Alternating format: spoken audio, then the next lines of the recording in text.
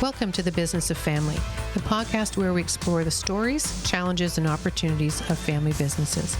I'm your host, Tammy Buss, and I'm a family business survivor and also a family business advisor.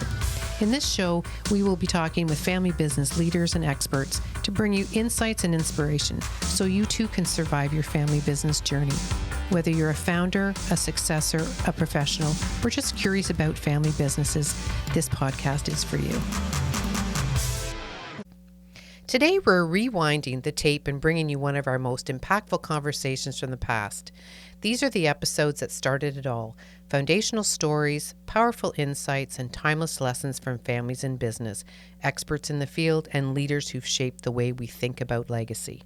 Whether you're tuning in again or hearing it for the first time, there's always something to take away. So let's hit play on today's Legacy on Repeat. So today we actually have Sandra Pollack joining us. So Sandy is a CFP, a CLU, TEP, FEA, MFA, there's just alphabet soup. She's also from Trimaran Financial Group and Advisory Group in Ottawa. So welcome to the show. Thank you for inviting me, Tammy. It is a real pleasure to be here. I was introduced to you a while back through a mutual friend in Ottawa. Got your book and read it, Don't Leave a Mess. So tell me, how did you come about to write that book? Like what sort of prompted it? Probably it was back in 2001. I was at a coaching course, and you had to kind of write the date that you were going to die and assume that you had 5 more years to live. And what were the 5 things or top 4 things that you would want to do if you knew that you would be healthy and then all of a sudden drop dead? And one of them, of course, spend more time with the family, travel more, do something with a charitable organization that would make impact. And number 4 on my list was write a book. And so in 2020, I had an opportunity as a result of COVID-19 and the world shutting down to finally put a pen to paper and said, you know what, I'm going to do this. I have a lot of stories to share, and I'm so tired of seeing families broken, suing each other, destroyed as a result of the wealth builder or the wealth creator not taking the time to seriously plan, have conversations. And what I found after 35 years in the family business and estate planning industry is that strong businesses don't make strong families. No, strong families. Strong families make strong businesses, Tammy. Yes. And so I finally said, this is it. I'm going to get this done. And so 19 years later, it was a new baby was born, which was called Don't Leave a Mess, How to Disaster-Proof Your Family Legacy. And so now I can die. Yeah. You check off that box. So you've been in the estate planning industry for a long time. So tell me, why is it especially important for a family business to have estate planning? I would say that a family business isn't really a family business. A family business is a family business enterprise. And what I mean by that, Tammy, is that there's various components to a family business, from its inception, which is usually the purpose could be, I can, build a better mousetrap, or I can do this better than my boss. And so I'm going to go out on my own and I'm going to feed my family, to acquiring real estate, to horizontal or vertical marketing, where they expand their business in various areas. So there's more components to a family business enterprise than the wealth creator or business owner realizes. And if they don't take a moment to just look at what they have and see all the different components and understand that there's an impact of people that may be out of a job, that may not have food on their table as a result of their hard work and their success, if they don't plan this accordingly, that, they will leave a mess. And it won't just be to their families. It will have a reverberation beyond their employees, because these employees feed families by going to the grocery store, by buying homes, by taking out a mortgage.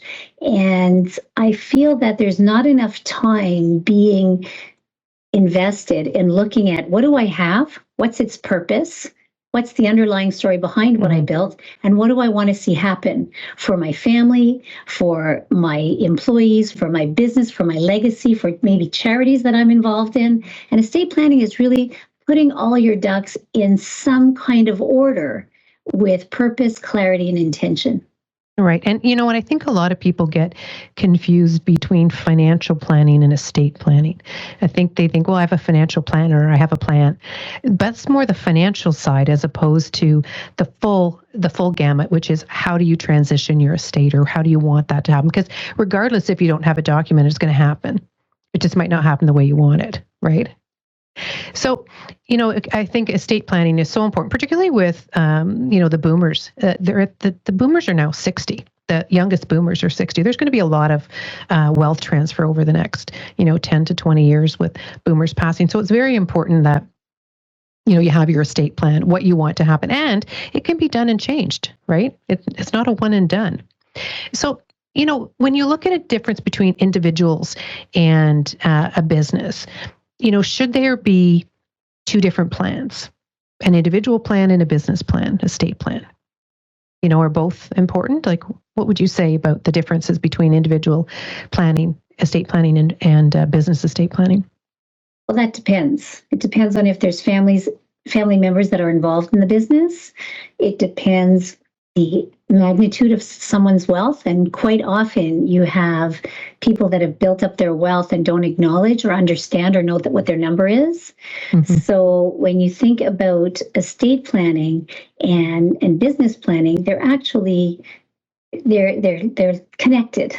They're connected because there's a human capital component regardless. It's the family you leave behind.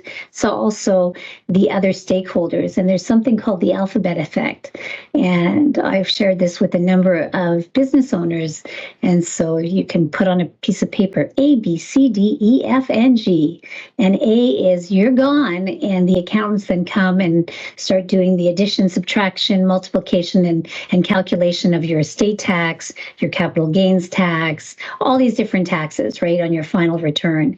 Then the bankers who maybe you have had the opportunity to use the bank's money to expand and grow your wealth, they all of a sudden are getting a little nervous. And so they may be calling in lines of credits and loans. Creditors, and that's other people that you have lent to, might say, well, we said it was 90, 120 because we've been dealing with you for 20 years in business, but you is no longer you. And we don't know if this business is going to continue. So I think we have to get those IOUs and call them in right away. And then debtors are people that perhaps the business owner has lent money to, and they have a way of just disappearing slowly into the tapestry of life and say, well, let's wait till the dust settles. And if they find us, then we'll pay what we owe. Employees of a business, and this could range from 3 to 1,000 employees, all of a sudden start to get nervous if there hasn't been a plan put in place. So they may start hitting the exit buttons and looking for other places to work. Your family is going, oh my God, he's gone. Where's the paycheck? The money that was deposited every month to pay for the cottage or the trips or the food or, buying of or supporting their lifestyles.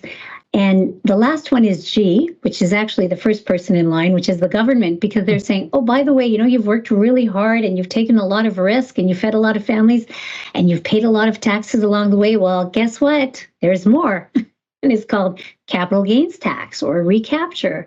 And we want our share. And if anyone has their wills properly done or has a will, the first line basically authorizes the executor to do the following. Pay my taxes, pay my debts, and the rest go to my family. And any successful business owner that I've spoken with, and I've had the privilege of working with and helping guide them through this, has said, Sandy, this is my priority. Take care of my family, number one. If I owe any money, I'm a person of my words, pay that off. And then the last thing is if I owe the government taxes, pay them what they need. But it doesn't work like that in reality. And a lot of people are shocked when they've signed their wills because they haven't even looked at that first statement. No. And they go, what do you mean the government is before that? Welcome to North America. Yeah. Yes, pretty much. So then how do you get your families to open up and start talking about this? Because it's a very, estate planning is disposing of your assets once you're gone, right? So sometimes it's hard to get people to open up, but not only to open up about what they want, but to actually open up to their family members as well. Because when you're gone, there's nothing you can do. There's no changes, right? So how do you get people to start talking? How do you get your families to start talking? Well, we've changed the wording. We've called it estate thinking. I like it's not that. about planning. It's about No. thinking about what you've built, thinking about your history, thinking about your values. And so we have different conversations in the sense that we try our utmost to get the clients to share with us their journey, their wealth building journey, and how it started, where they're at today, have them share with us what's keeping them awake at night as it pertains to their family relationships, to the business, to the management of the business, to other people in their world that they know something's not right, or they know they need to do some changes. But before you can even talk to them about that, or even bring that idea forth, it's more about, well, what are your thoughts? Who's important to you and why? And what's important to you? And share us your journey. And what's your relationship with money? Because until we are clear as to what their relationship is with money, how they grew up. There's something called money scripts, and we all have them based on our childhood, based on our life experiences. Until we understand that some are healthy and some are unhealthy, only then can we start to really think about what it is. The number of clients that I've sat down with in their planning, that all of a sudden they see their net worth at, 20 million or 200 million, they push the paper away and they say, that's not me. And I say, absolutely, it's not you. I see who you are. You're a kind, generous, hardworking, tenacious, resilient human being that's done so many amazing things in your community and for your family. But this is something that you have, and it's how are we going to manage this to make sure that it doesn't leave your family suing each other because you haven't taken the time to have a conversation about A, your wealth journey, B, your values, because you've been so busy building and growing and doing that, to take that moment to reflect, pause, appreciate, and also think about what are my choices. Yeah. Then estate planning goes right to the way of the dodo birds. It's really understanding your thoughts, your values, your vision, and your goals before you can even begin designing a plan. Yeah, or get you thinking. I like that, estate thinking. And clearly, it's not always done correctly, because there wouldn't be estate lawyers or estate litigators who will come in and fight for whoever's hired them because they don't feel that they've been treated fairly. And I think that's important. One of the conversations we like to have with our clients is just to make sure that your assets are distributed the way you want it to be, and that you share it with your family in advance, so that if there is any conflict, that you can address it while you're alive, and that your family understands what's going to happen. I think that's key, is getting everybody aligned so that there is no, fighting after the fact. Sandy, you've been doing this again for, like I said, for quite some time. And I'm sure you've had some cases that have not gone well.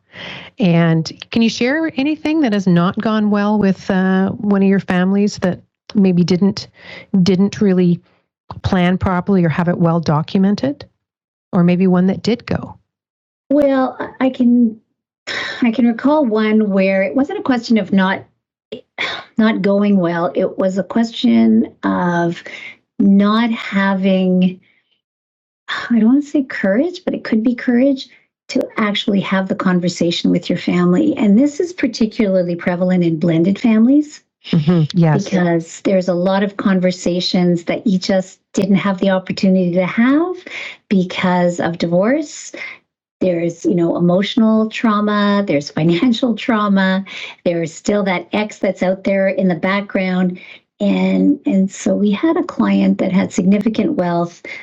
His estate was definitely not organized in the way that he wanted.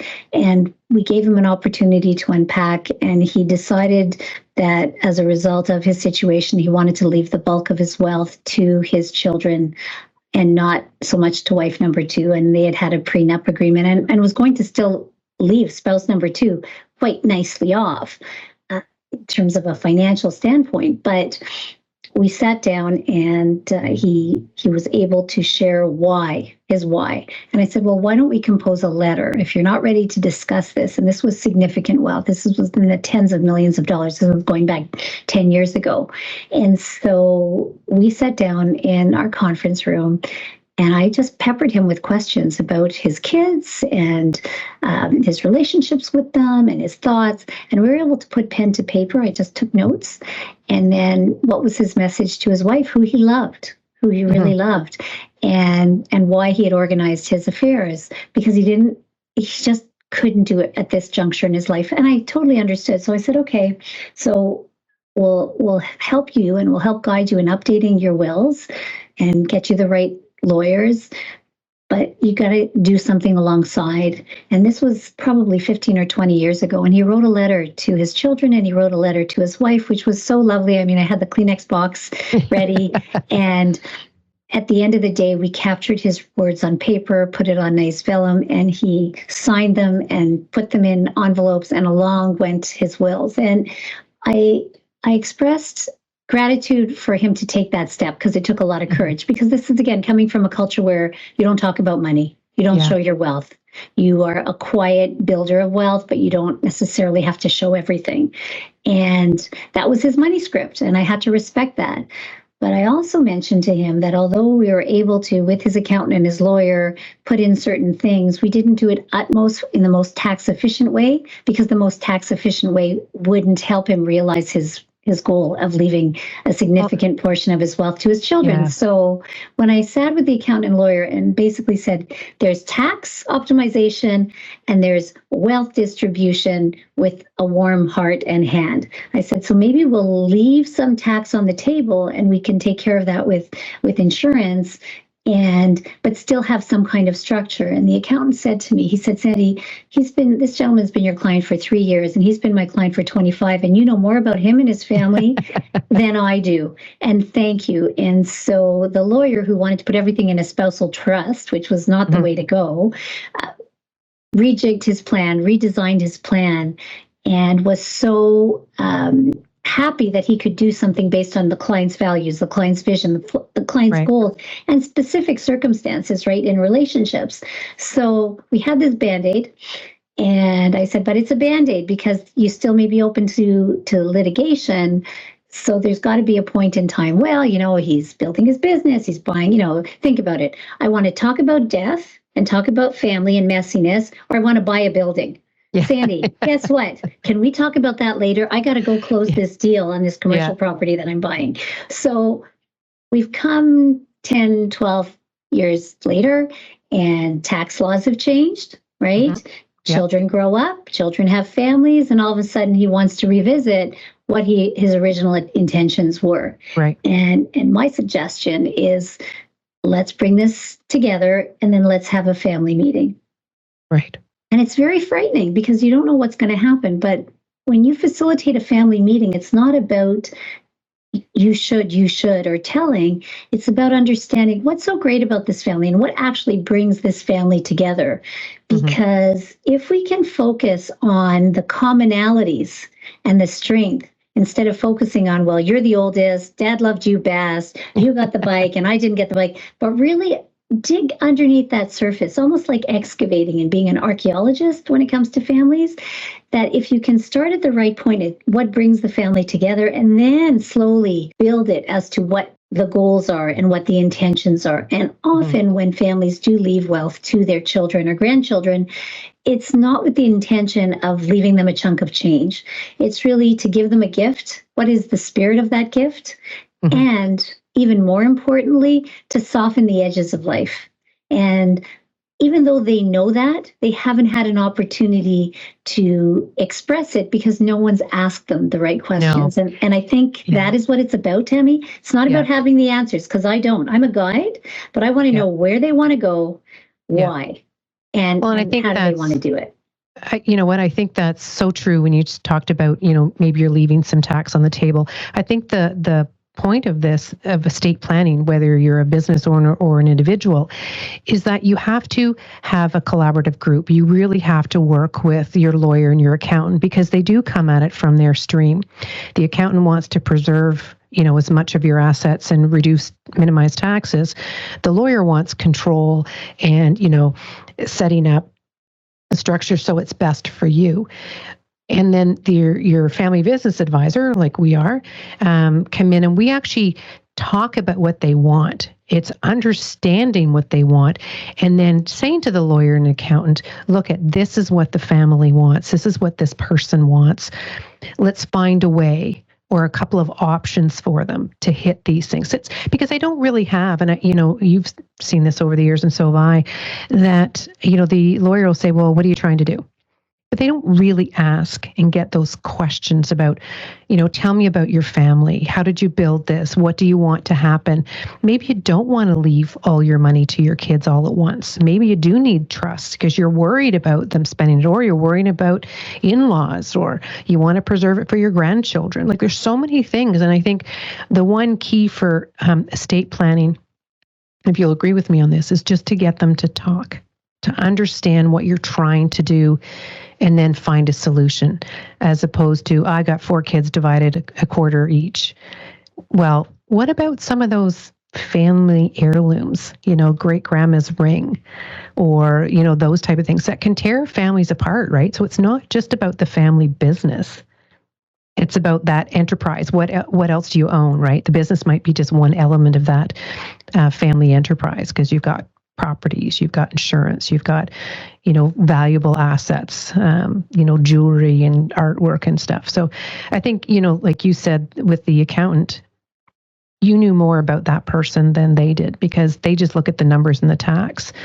They don't really have that conversation so much to say, tell me a little bit about what you're doing. How was they're like, okay, well, here's your tax return, here's your financial statements, and, we can do this, that, and the other.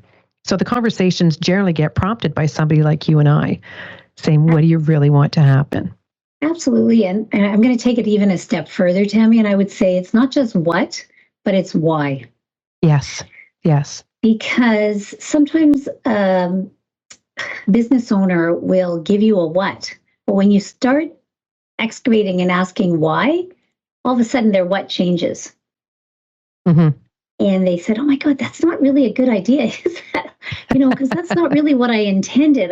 I said, I don't know, you tell me. And they went, no, that's actually not what I want. Because I realized this is the purpose. And I think that with all due respect to other professionals, we all have our own lens and we all have our own professional biases. Yep. And the accountant does focus on tax. And I love accountants. I love working with accountants. The same for lawyers. The lawyers is looking at it through a legal and litigation lens. Mm-hmm. You have financial advisors, some that are looking at it through an investment lens, some that are looking at it through a risk lens. And I think that it's important when you're finding an advisor that can understand that it's not just about content, it's about context, yes. Right? And so it's one saying, okay, here's our bias, but let's open that lens up a little bit more, a wider lens. And that's really when you have collaboration. And yes. When you go back to the book, the purpose of the book is to take estate litigation and bring it to an all-time low. Yes. Because I think that if families can, and it's a very simple read, as I'm sure you're aware, but if families can start having conversations and understanding how to have conversations, whether it's with other advisors or bringing their group of advisors together, I think that is the really good starting point, because it's not just about what, it's about why. Yeah. Anybody can do a strategy, anybody can show you a tactic and some financial legal tool, but if you don't have clarity as to what you want, and the why, then you're going to have what's called buyer's remorse. Why did I set up that trust? Why did I set up that extra corporation? And indecision, Tammy, is a decision as well. Absolutely. If you decide not to do something, that's a plan. And I think the key is to, when you're working with your lawyer and accountant and your advisor, is to talk together to say, how can we do this? And again, you don't want to do something that you can't change. A lot of things you can change in your estate planning. Some of the things you can't. If you set up some trusts and you transfer, you can't necessarily get them back. So it's really good. I like that, to sit down and talk to the why, the how, and revisit it.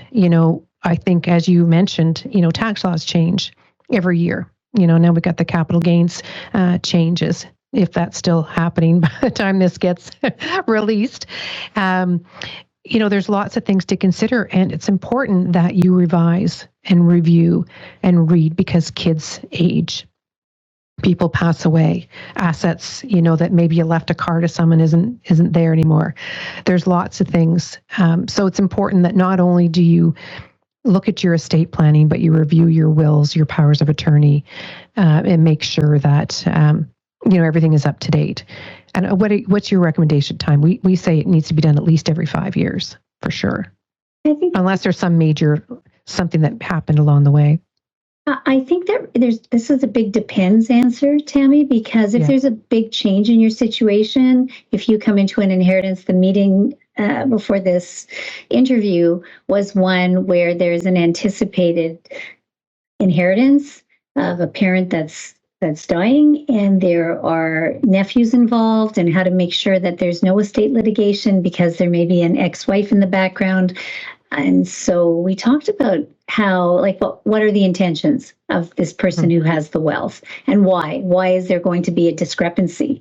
And I said, well, maybe this person has to write a letter, or when she visits her lawyer, explain that this is why she has made this, because she has given wealth along the way.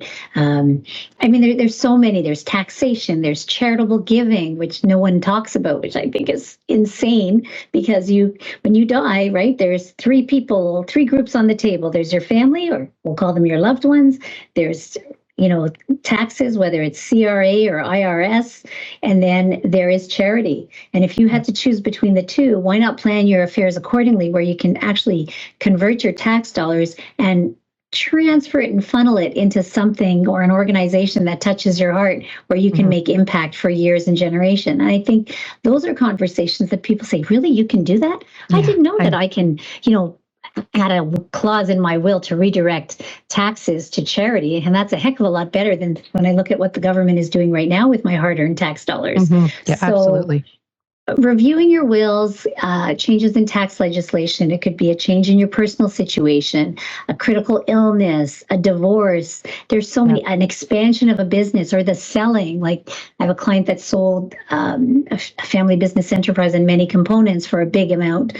And all of a sudden, it's not just about updating and reviewing their whole planning, but what about the children and the impact on them, and having that conversation about what this wealth means. So yes, definitely it has to be updated. It's really a question of what's going on in your world right now. Have there been some changes, or are there some changes as it relates to the taxation landscape that I don't know if you're aware of, that might impact your planning? So we all 5 years is good, but it could be 1 year for all you know. Well, like I said, unless you have something major happen, but if everything's coasting along nicely. But, I think we tend to forget what's in there, because if it was 5 years ago, it's a good time to take a look and just review. Anyway, I think we're just about out of time, but I just wanted to, again, promote your book, Don't Leave a Mess, How to Disaster-Proof Your Family Legacy. And as you know, I bought several. I hand them out to clients. I think this is a good reminder to make sure you don't leave a mess. If it gets them thinking to take action, that's fabulous. But we always end with, we ask you for 2 pieces of advice. So what's the 2 tips you would give to our listeners about estate planning, or how to disaster-proof your family legacy? What would be your 2 top tips? This is a good one too. So number 1 would be to pull out your documents and see if they can find them. If you can find them, if you have them. If you don't have them, I think it's time for you to set up a meeting with your advisor to just have the conversation of what you're thinking. That would be number 1. Just pull out the documents, ask yourself, do I really know what I have and where it's going and what the impact is?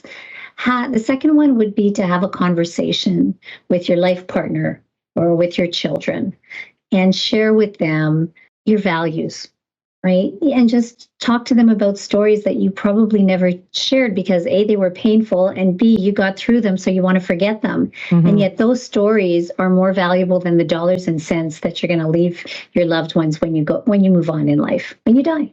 And I think that transcends generations, and that is more important than anything, is connecting your values with your wealth, and your vision so that you leave behind something that's not just a chunk of change, but a true legacy that can transcend generations beyond dollars and cents.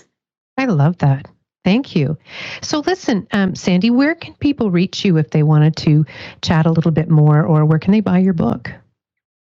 Well, there's many places you can buy the book. So the first place is our website, which is www.don'tleaveamess.ca, and we have podcasts and books and and the other place is Amazon. Amazon has everything. So we have it in Audible version, we have it in e-version, we have it in hard copy, soft copy, if you want to just point and click. I think that the Audible version is interesting because I have one client, we had given them out as gifts in a family business. And he said to me, Sandy, I said, did you get the book? He said, I'm not a good reader. And I went, it's okay. You can get it on Audible. And he was driving to Florida and he took a picture of his dash and he sent me a text saying, I'm not a good reader, but I'm a great listener. Thank you. And I think he was on chapter 5. And I thought, that couldn't give me more joy. And if it brings him and his family closer together and giving him more control and clarity on what he's built and how he wants to deal with it and manage it, then I think that my job was done.